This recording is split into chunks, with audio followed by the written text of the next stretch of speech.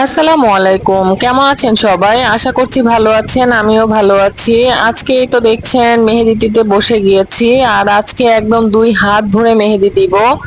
আমার মেহেদি দেওয়াটা খুব একটা পছন্দ না, কিন্তু তারপরেও মাঝে মধ্যে দিতে মন চায়, কিন্তু সময় হয়ে ওঠে না কিংবা সুযোগ হয় না। ছোট বাচ্চা নিয়ে সংসারে অনেক কাজ থাকে।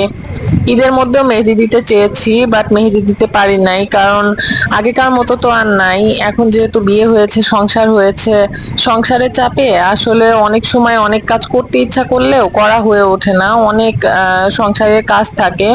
তো চাঁদ রাতে মেহেদি দিতে চাইলাম, চাঁদ রাতে রান্না বান্না নিয়ে ব্যস্ত হয়ে গেলাম। ঈদের দিন দিতে চাইলাম, ঈদের দিনেও সুযোগ পেলাম না।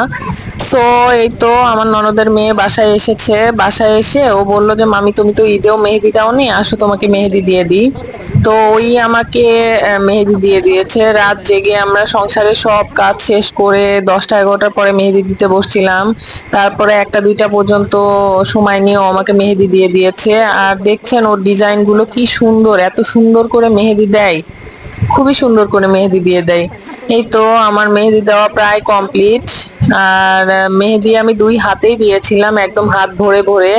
আর ডিজাইনটাও খুবই সুন্দর হয়েছে। এই তো দেখেন আমার মেহেদি দেওয়া একদম হয়ে গিয়েছে।